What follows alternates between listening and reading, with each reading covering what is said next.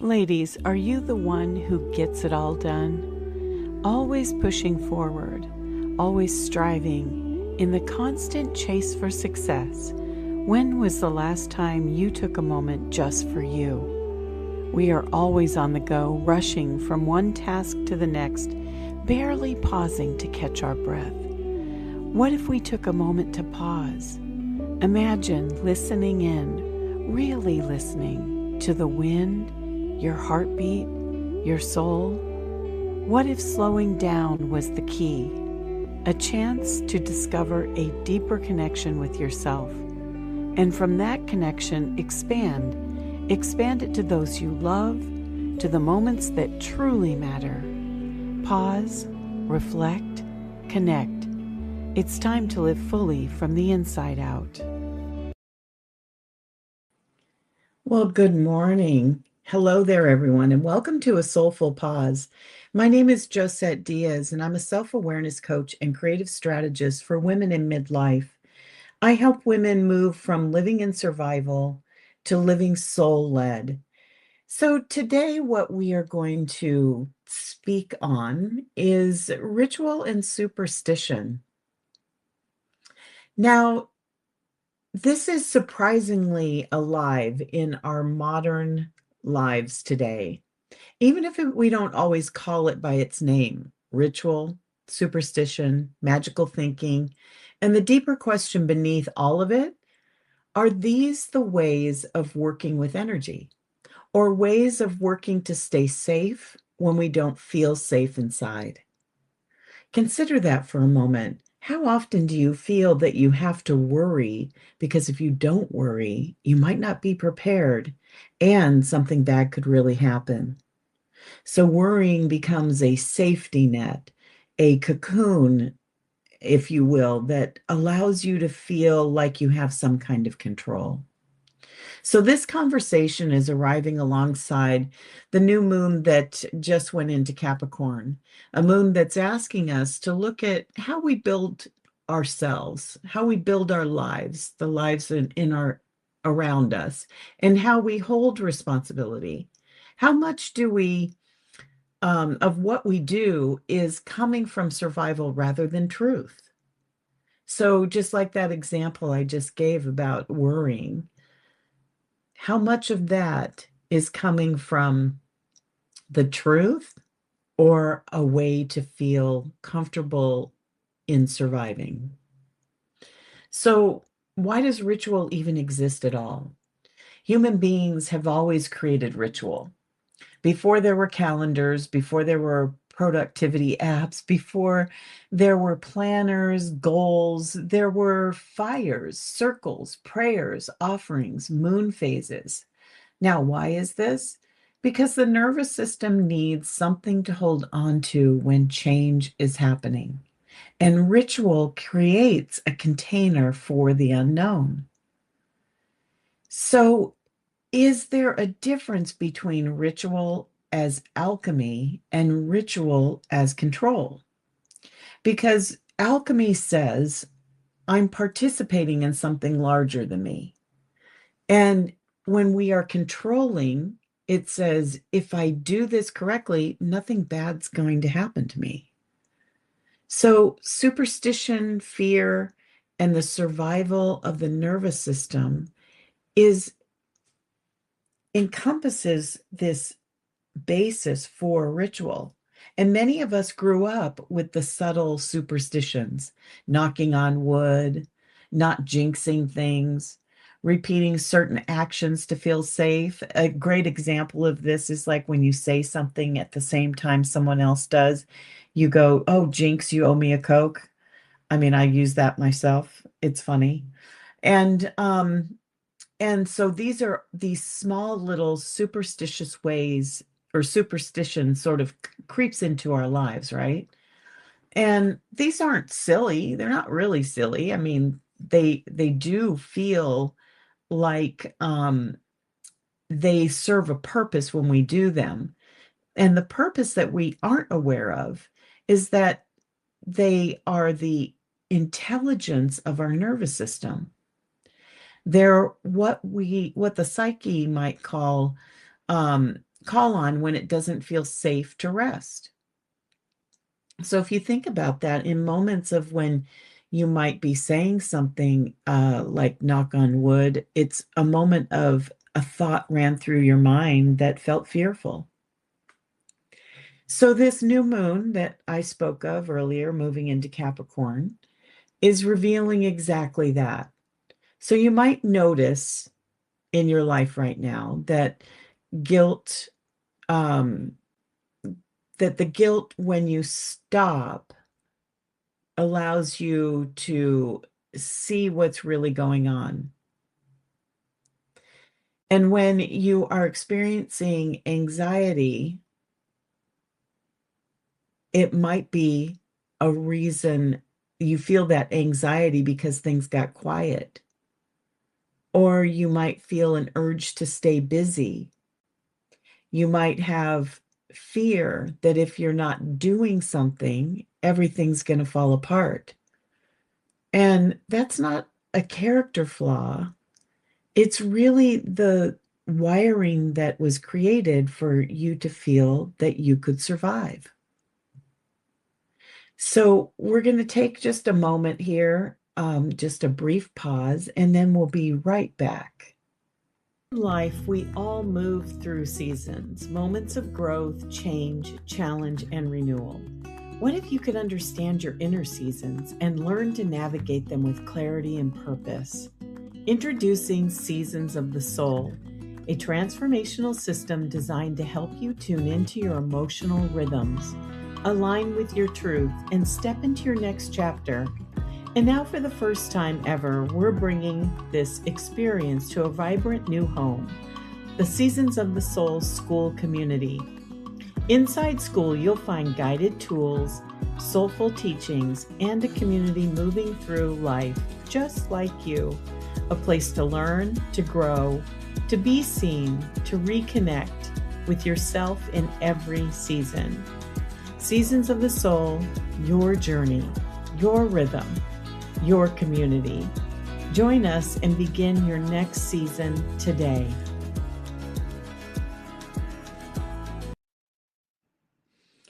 Welcome back, everyone. So let's get into this a little bit deeper. There's a huge difference between soul-aligned leadership and survival-driven achievement. Because whenever we're in those moments of survival, we start to feel like we talked about earlier, that if I stop, everything's going to fall apart. And when we're leading with soul, when our soul is leading, we have more thoughts around what I build needs to include me, meaning that you're not going to be doing things that are not the center of what's important to you. So when we are in survival, we turn to rituals, and that's where we start to feel more protected. You know, we think of them as ways to protect ourselves, similar to a spell, right? And when we are in our soul centers, then the rituals become sacred conversations. It's more about a collective community sense of where we are having conversations around what fills our cup, what we all collectively can do to create an environment that feeds all of us. So your conversations start to change.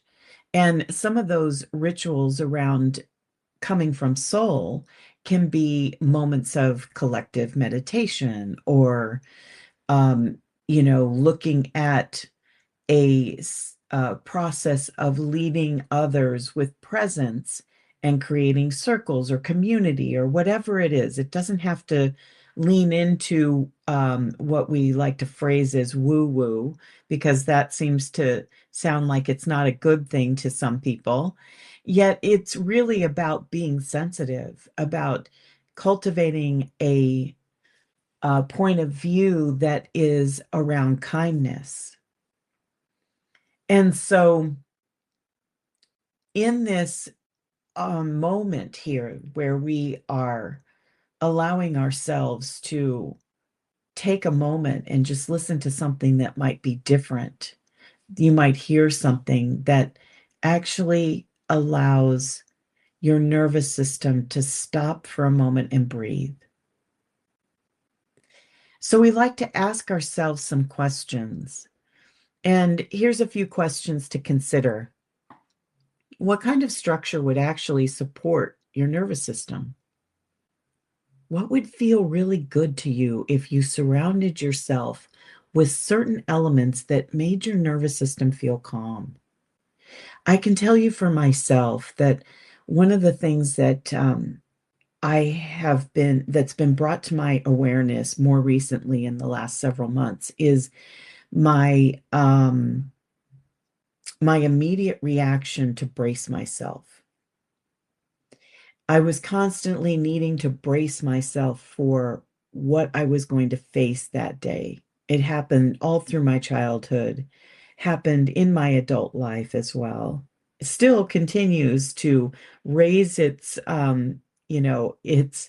attention. It gets my attention because I notice my body tightening during certain situations or where I feel I'm a little unsure about something or I'm not on solid ground. I'm constantly bracing myself.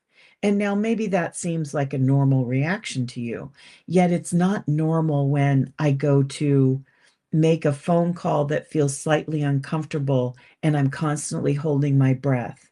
My whole system is then tense and in survival mode and actually not functioning for me in the way that creates ease and relaxedness and less stress in the body. And we all know that, the stress is the biggest contributor to health issues.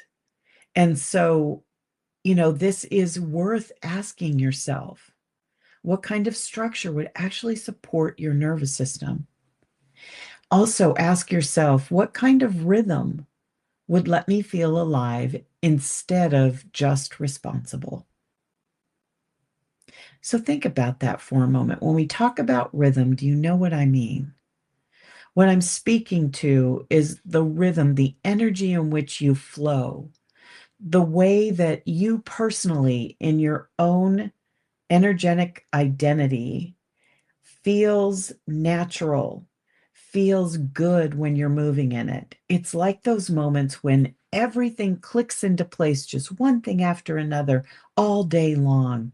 And it just feels like you were able to accomplish so much, get so much done. That's a great feeling. That's being in flow. That's being in your rhythm. That helps you identify what works for you. And in those moments, we just think we're lucky. We just think that, oh, everything's just moving so smooth today. I love this. Yet we aren't really paying attention to what it is that we can harness that is happening within that moment that helps us build a life based on that. Because we're so busy being in our survival mode, like I said, about bracing yourself, that we miss it. So here's one last question to ask yourself. What kind of commitments would I make if I trusted myself? Now, you might think that, well, I totally trust myself. I trust myself more than I trust anyone else, right? We all kind of think that. Yet at the same time, there are moments where we have doubt, where we might not know whether or not, oh, I'm not too sure if this is right. I've made a mistake here before. Maybe I should check with someone else. Instead of really sinking into our center, getting still, getting quiet for a moment, putting off the decision and allowing yourself to really sit in stillness so that you can hear yourself, so that you can begin to discern. And an easy way to start to discern for yourself is to look at what are the actual facts of the situation. Facts are not beliefs, and facts are not emotions. They are just simply what they are, the conditions. And so when you look at what are the conditions, the stop light was red when I approached the intersection. The car coming the opposite direction ran through the light. Whatever it is. So you simply identify what the facts are, and then you are able to know how you feel about it, which is a completely separate thing.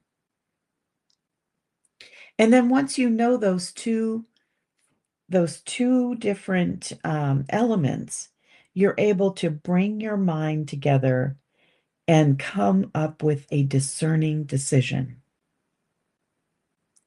So this is a really helpful way to consider looking at things when you're not too sure. If you aren't sure if you can trust yourself on it. Now, the more you do it, the faster it gets, the easier it comes, and your answers are a lot more readily available. So if we look at true ritual isn't about forcing an outcome. It's about creating a space where something new can enter. That's the difference between magical thinking and alchemy. Magical thinking is like if I were to say, if I do this, then I get that. And when I look at alchemy, alchemy is a way of healing, right? It shows up with your own type of medicine. So I could be looking at my alchemy as I show up, I listen, and I allow something to transform me. That's the gift of stillness.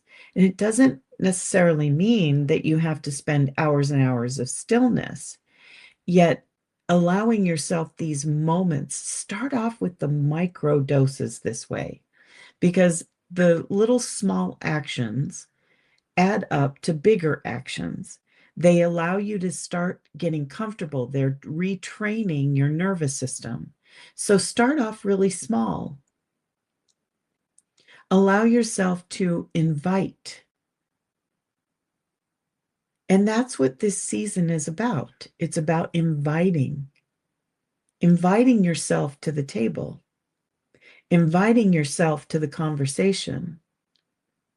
It's not about controlling or proving or overworking. It's all about giving yourself true presence, a commitment to truth, and the structures that honor who you are truly at your core. Because this is the important piece for women shifting the paradigm. Allowing ourselves the practice of stillness, discernment, clarity, trust within ourselves, leading through presence, is the way that we will shift the paradigms. So if you're feeling a little unsettled right now, because it feels a little quieter, a little less certain about what you want to build or what's going on around you, then it's not wrong. Just know that that's not a bad thing. It's okay to be unsure. It's okay to feel like you're on shaky ground. And bracing yourself isn't always going to resolve it. Allow yourself to sit in that uncomfortableness. It's the moment that you can be the eye of the storm, when everything is swirling around you, and yet you can find that peaceful moment within. Then you know that you are closer and closer to who you truly are. So this is that moment that something else starts to take root. So allow yourself to have these quieter moments to listen. Start small. Take 5 minutes. Do it when you're taking deep breaths and you're standing in the grocery store. Do it when you're at work and you're getting ready to start a new task and you're collecting the material that you need. Take that time to internally go in and listen. Provide yourself internal stillness. So, this is what I have for you today on a Soulful Pause. And I hope that you've enjoyed this conversation. And I'd love to see you join me over in my community on School called it's called Seasons of the Soul Community. And it's for midlife women who are tired of living in survival and they're ready to become soul led. So I'll see you next week. Enjoy your weekend and have a great week. Take care, everyone.